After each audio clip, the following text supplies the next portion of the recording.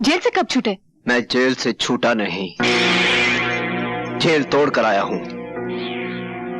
जितने दिन मैं वहां रहा, तुम्हारी तस्वीर को गले लगाता रहा, उसे चूमता रहा,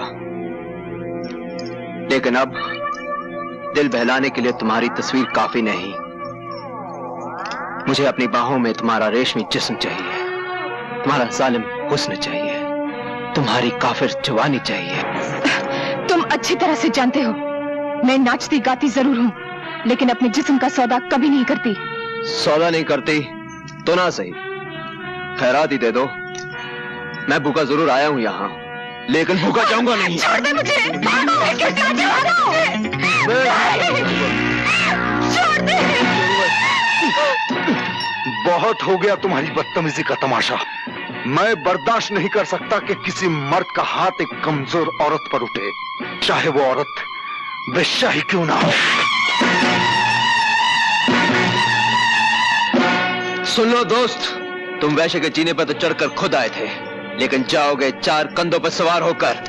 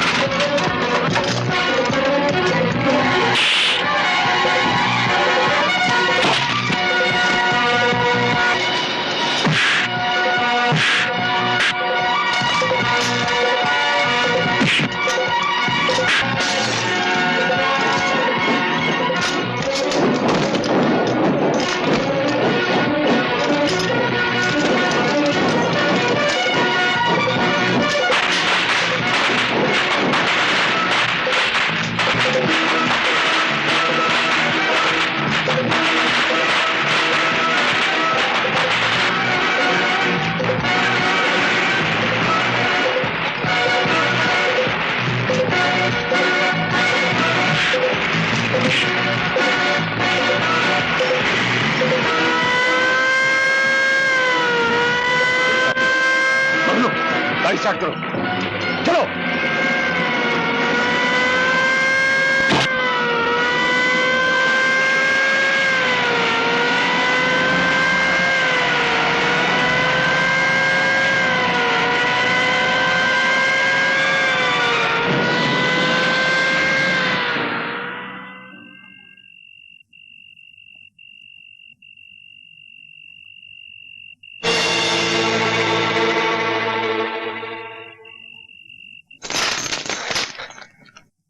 शमशेरा तुम?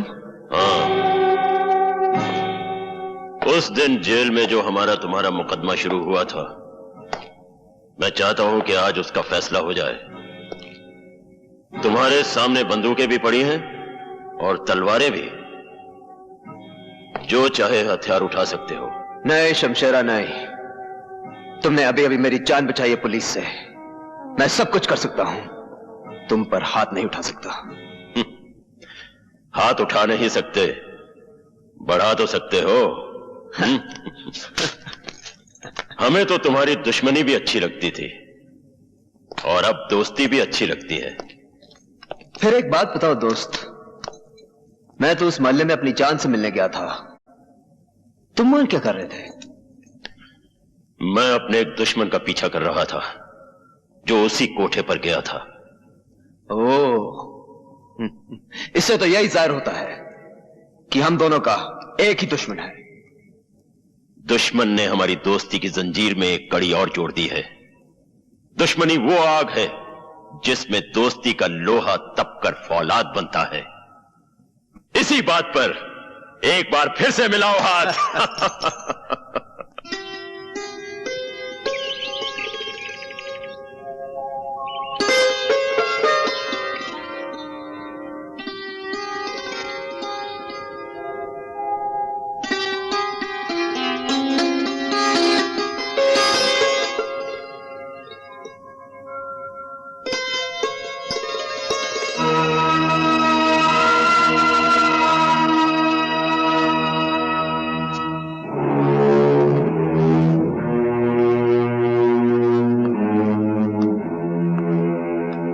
जरा सुनिए। अपनी अमानत तो लेते जाइए। अमानत? हाँ, जिस चीज को आप लेने आए थे उसे यही छोड़कर चले जाएंगे आप?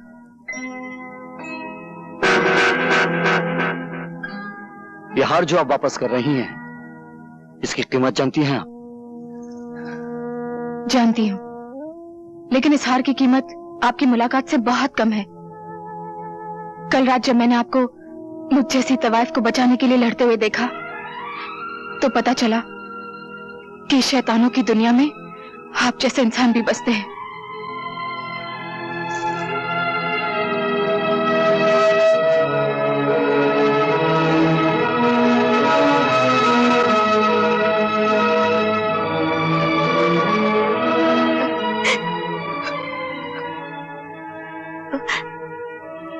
लो मां, अपना खानदानी हार। तुम्हारा एक बेटा इसे ले गया था, समझ लो दूसरा बेटा वापस ले आया।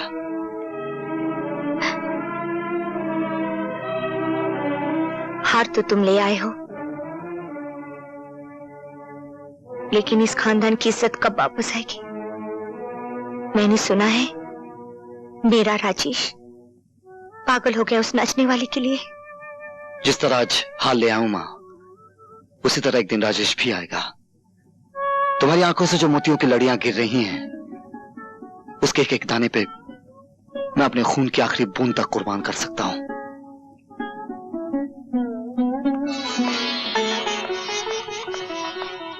भगवान, आज मैं जिंदगी में पहली बार तुम्हारी मंदिर की सीढ़ियां चढ़कर आई हूं। ये कहने आई हूं कि ना तो मुझे तुम्हारी ये दुनिया चाहिए, न वो, न आसमान पे बिखरे हुए तारे चाहिए और न जमीन के नीचे दबे हुए खजाने। चाहिए तो बस यही चाहिए, मुझे उस बाजार से उठा लो जिसे आज तक मैं अपनी मां की गोद समझती आई हूं, और मेरे सर पर वो आंचल डाल दो जो एक कोठे वाली को घर वाली बना सकता है।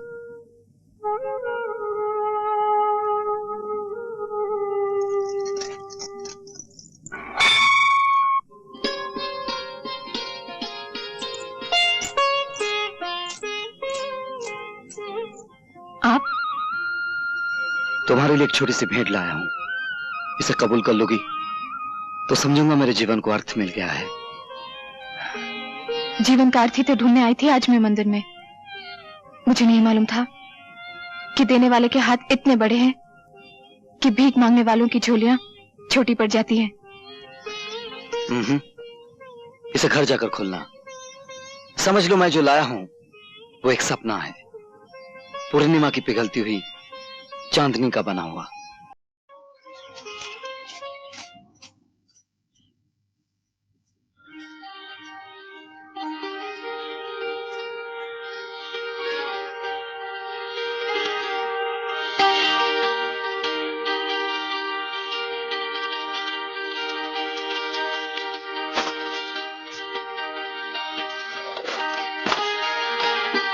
सुहाग का जोड़ा।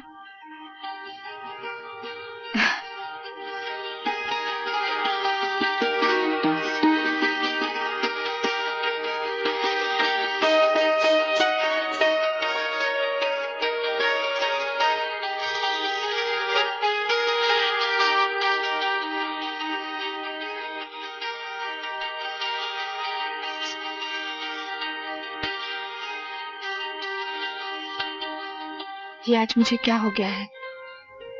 लगता है जो मोहब्बत हमेशा बेगानों की तरह इस दरवाजे के बाहर खड़ी रहती थी, आज दरवाजे के अंदर आ गई है।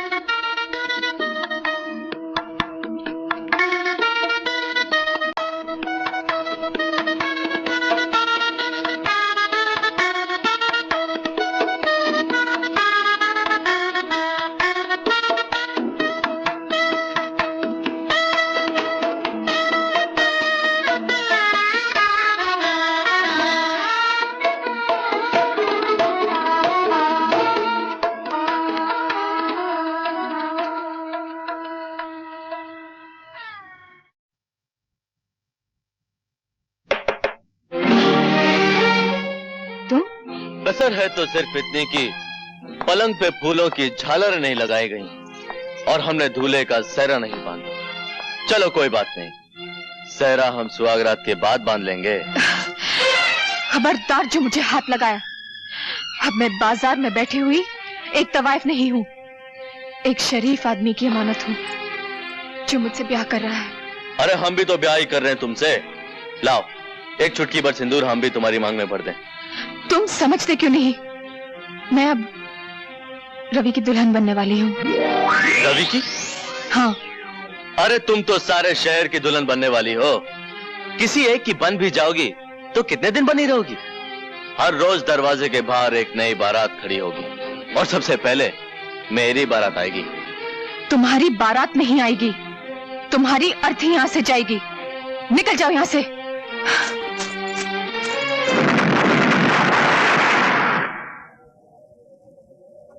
शाबाश, आज रवि की जिंदगी का आखिरी दिन है। उसकी जीप यहां से गुजरेगी तो धमाके में उसकी जान और मेरा इंतकाम दोनों खत्म हो जाएंगे।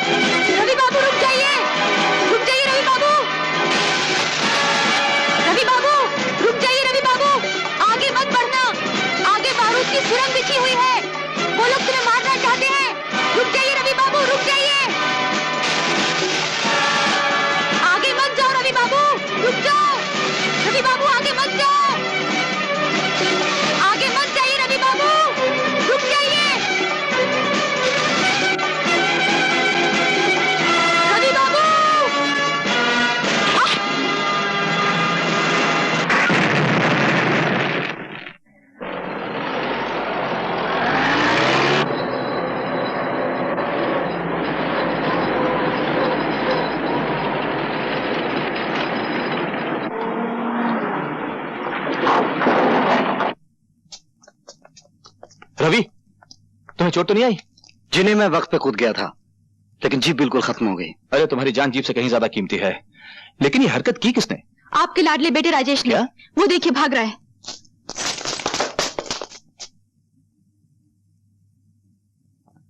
मुझे बचा लो माँ, मुझे बचा लो। आज तुम्हें कोई नहीं बचा सकता। क्या हुआ? क्या किया है मेरे राजेश ने? आज ये एक ही छलांग में इंसानियत की आखिरी हद से गुजर गया है। तुम जानती हो, आज इसने रवि की जान लेने की कोशिश की। रवि की? क्या ये सच है? यही सवाल जब अदालत में इससे पूछा जाएगा तो ये कह नहीं सकेगा कि ये झूठ है। सवाल तो आज मैं अपने आप से कर रहा हूं कि मैंने ऐसे बेटा मांगा क्यों था। मैं तो अपनी वसीयत में लिख जाऊंगा कि मेरी चिता को नीच से नीच आदमी आग दे, मगर ये अधिकार मेरे बेटे को ना मिले। मुझे ये अधिकार चाहिए भी नहीं।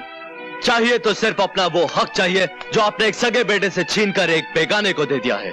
मेरा जुर्म ये नहीं कि मैंने रवि की जान पे हमला किया, मेरा जुर्म ये है कि मेरा हमला नाकाम रहा। आपने मुझे बुलवाया ठाकुर साहब? आइए इंस्पेक्टर साहब, इसे गिरफ्तार कर लीजिए। इसने रवि की जान लेने की कोशिश की है। ठाकुर साहब, तुम देख रही हो माँ, पिताजी मेरे साथ क्या सुलूक कर रहे हैं। जो आज हुआ है बेटे, वो कई साल पहले हो जाना चाहिए था।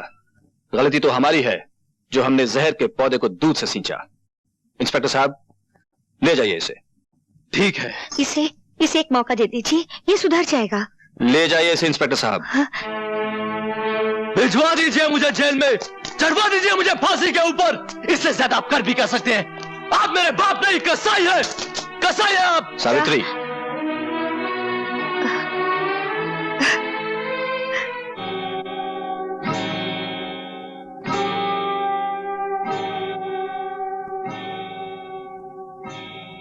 क्या खबर लाए मंगलू? सरदार, प्रेम सिंह के बेटे राजेश ने रवि को मारने की कोशिश की, इसलिए प्रेम सिंह ने राजेश को पुलिस के हवाले कर दिया। यह तो हमारे लिए बहुत बड़ी खुशखबरी है। अब शमशेरा बेटे को पुलिस से आजाद करा के उसे उसके बाप ठाकुर प्रेम सिंह को मारने के लिए इस्तेमाल करेगा और फिर ठाकुर प्रेम सिंह की चिता तैयार करेगा शमशेरा और उसमें आग लगाएगा उसका बेटा राजेश।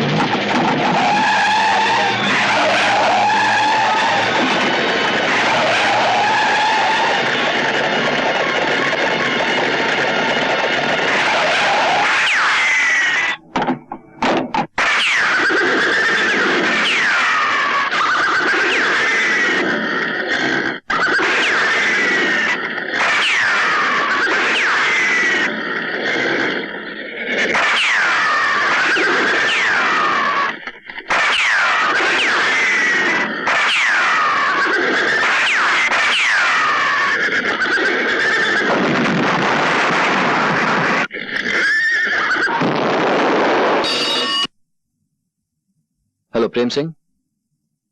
क्या? ये क्या कह रहे हो तुम?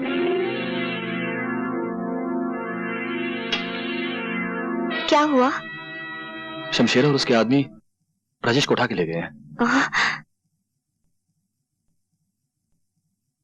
नौजवान, तुम्हारे दिल में यह सवाल उठ रहा होगा कि मैंने तुम्हें क्यों बचाया है। जवाब सुनने के लिए मैं सर से पांव तक कान बन गया हूं। मेरा एक रिश्ता तुम्हारे बाप से है और दूसरा तुमसे। तुम्हारे बाप से मेरी पुरानी दुश्मनी है और तुम्हारी कहानी उस दुश्मनी से भी बहुत ज्यादा पुरानी है।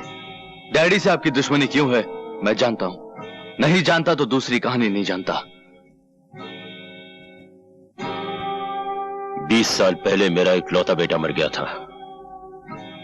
तुम्हें सामने देखा तो मुझे लगा जैसे मेरा बेटा ही वापस आ गया हो। अगर आज वो जिंदा होता तो तुम्हारी ही उम्र का होता। उसके खून में भी जवानी की आग भड़क रही होती, आंखों से शोले लपक रहे होते, मेरे दुश्मनों को जलाकर राख कर देने के लिए। अगर तुम्हारे बाप से मेरी दोस्ती होती तो मैं उसे कहता कि मेरा सब कुछ ले लो, लेकिन अपना बेटा मुझे दे दो। आप अपने दुश्मन के बेटे को अपना बेटा बनाने के लिए तैयार हो जाते? तैयार ही नहीं, बेकरार हूं। और सोचो तो अपने आदर्शवादी बाप के पास तुम जाकर करोगे भी क्या? वो फौरन तुम्हें पुलिस के हवाले कर देगा। कत्ल की कोशिश के इल्जाम में तुम्हें कम से कम 10 साल की सजा तो होगी ही। जेल से बाहर निकलोगे तो तुम्हारी जवानी ढल चुकी होगी। खून में भड़कते हुए शोले बर्फ से भी ज्यादा ठंडे हो चुके होंगे। जिंदगी का जुलूस चल तो रहा होगा, लेकिन शमशान की तरफ जाती अर्थियों की तरह। मुझे बचा लीजिए अंकल, बचा लीजिए। अपने मरे हुए लड़के के सदके मुझे अपने आप से अलग मत कीजिए। कैसे कर सकता हूं बेटे? अपने जिस्म से अपनी जान को कौन अलग कर सकता है? और फिर मेरी जान तो पूरे 20 साल के बाद वापस आई है।